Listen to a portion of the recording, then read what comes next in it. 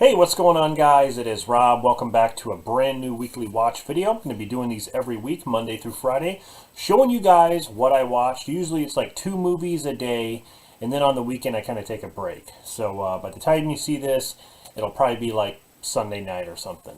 So we're going to talk about January 17th through the 21st. Now I just want to give a shout out to Julie Cassidy and Horrorfan34 Thomas. They also do weekly watches, and I got the idea from Julie actually, and go check out their channels. So yeah, let's get started here. There's a mix of like horror and some sci-fi and even thriller. So the first one, Monday the 17th, I watched The Shallows. I have to say, this is one of the best shark movies in the past, like, 10 years. They did a really good job with making this a survival film, because that's what it is. The shark is basically circling Blake Lively. You know, she's injured, she's stuck on this rock, and she's trying to get off and get to shore, but this shark just keeps messing with her. And so she tries to find a way to trick the shark and try to work out a plan to make it to shore. There are plenty of death scenes in this, and the shark just looks really good. I was just so surprised on how they did it. But Blake Lively did a good job. And you know, there are other characters in the movie, but it just mainly focuses on her, you know, and her survival. So a really good shark movie, guys. I saw this in the theater actually, and I was really surprised by it. So that's the first one that I watched on Monday, The Shallows. The next one I watched on Monday is a movie that still holds up, and it is Arachnophobia. Now, Jaws made me afraid of sharks. This movie made me afraid of spiders. And I saw this movie at a very young age, and it's definitely one of my favorite Jeff Daniel films.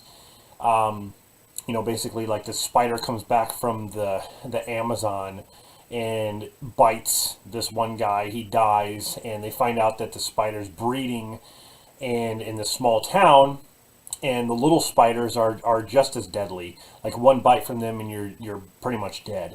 And so Jeff Daniels basically has to figure out a way to find the hive, and you know where the mother spider, or the queen, so to say, is nesting.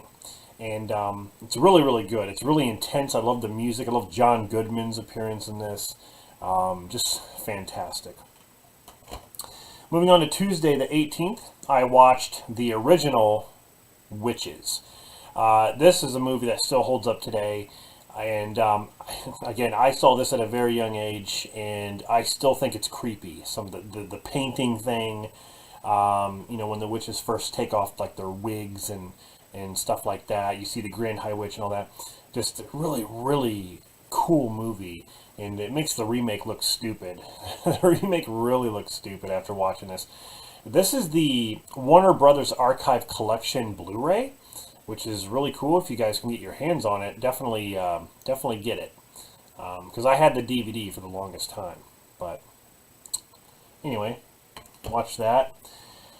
The next one is a movie that I wanted to revisit because I haven't seen it in years, and it is Species with Natasha Henstridge. You also have Michael Madsen in here, Alfred Molina, you know, Dr. Octopus himself. You got Forrest Whitaker, Ben Kingsley. A really good cast in this. It's about this girl who is kind of like an alien species that basically has sex with men because she wants to, you know, she wants to give birth to a child that's obviously going to be kind of a hybrid, so to say. And that's all she wants to do. That's basically her purpose, and they try to stop her. Definitely the best one out of the Species movies. I mean, the Species movies are just kind of like, eh. This one, I still feel like this one's good. I wouldn't say it's great, but it's good. I still think it holds up a little bit.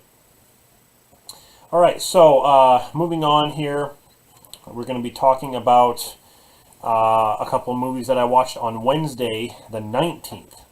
Now this one is a Flicks Mix DVD that has a compilation of different scenes from all the best horror films. Boogeyman, the Killer Compilation DVD. Now this is a really cool DVD, guys. If you guys can get your hands on this, definitely do so. This is, when this came out, I grabbed it, and I still have it to this day. It's still cool. It's over 3 hours of stuff on here. But basically, you have some really good scenes from popular horror movies like Friday the 13th, Hellraiser, I Know What You Did Last Summer, The Dentist, all that stuff. A compilation of scenes, and it talks about each of the killers, and a lot of them are shown here.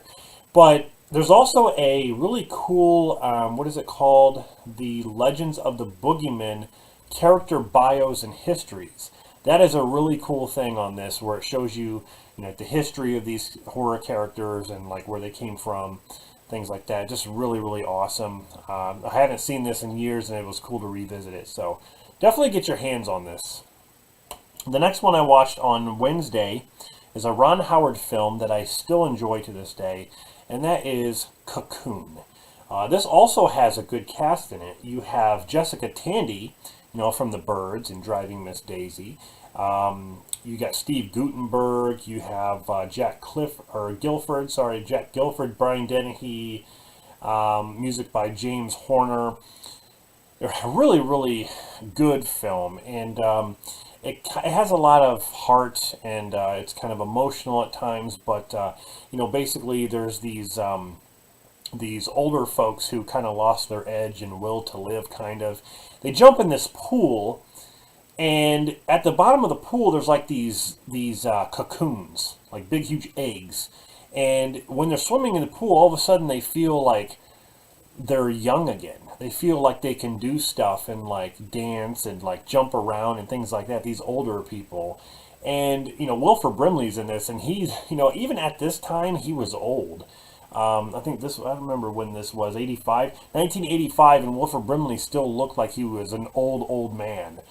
But they start to feel young, and it turns out like Brian Dennehy and some of these other people, they came to Earth to find these cocoons and take them back with them. So, just very interesting movie, and the ending is really good too. There's also a sequel, but yeah, the first one is definitely good. So the next one I'm going to mention is a movie that I watched on Thursday the 20th, and it is The Intruder with what's his name, Michael Ealy and Dennis Quaid. About this couple that moves into this house, and the owner of the house basically doesn't want to leave. I mean, he does end up leaving, but he just can't accept them like changing things. He wants things to stay the same way and stuff like that, and he kind of gets involved with their lives, even though he shouldn't. Like if you sell the property to somebody, you should have it, go away. It's not yours anymore. You have nothing to do with it. But he just keeps, like, Dennis Quaid is kind of like creepy. Like he like stalks them and shows up like he's trying to be their friend, only because he's kind of got a motive to stay in this house, or at least be a part of the house still. He's just in love with the damn house. But it's good. I really like it. Dennis Quaid is definitely the shining light in this film. So the next one I watched, I needed to revisit it because the first time I watched it, I was just kind of like, I don't know. Midsommar, or Midsummer, whatever you want to say. I call it Midsommar, just the way it's spelled. But it's from the director of Hereditary. I don't know. I think this film's okay. I think it's okay. There's some really cool scenes and disturbing scenes in it, but all in all, I just think it's just okay. I mean, there are things in it where I'm just like, you could have just left. There are situations that happen in this where I'm just like, okay, you could have ignored that, or you could have done something different. You could have done this and that. You just think about that kind of stuff. But it's kind of interesting to know, like, like whatever the folklore or the heritage or whatever is going on here, the culture. It's kind of interesting to see different takes on how they perceive life and celebrate life, and then, like, you know, if they're against any kind of evil or something like that. There's different. There's just a different way of looking at sort of some of these things in this movie. It's not everyone's cup of tea, but you know, whatever. It's okay. I still think the movie is okay. The next one I watched is a movie that I checked out on Friday the 21st, and it stars Julianne Hough, and it is Curve.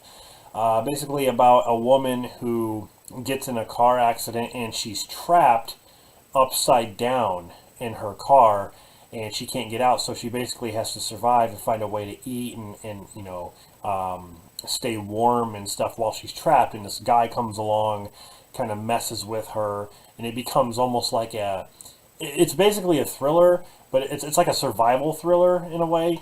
Like this guy who makes an appearance, it's like he's not even really the main focus until the third act, because basically it's about her trying to survive in you know, in her vehicle. That's it. But yeah, it's really good. Julianne Hough, I mean, I'm not like the biggest fan, I guess, of her when it comes to movies. I mean, she was good in Safe Haven, but this is another one that I would say she's good and that you should check out, is Curve. So the last one that I watched on the 21st, Friday, I wanted to go out with a bang, and I wanted to end the week with a really good film, one of my favorite horror films of all time. And that is the original Texas Chainsaw Massacre. I have this knife. It's a good knife.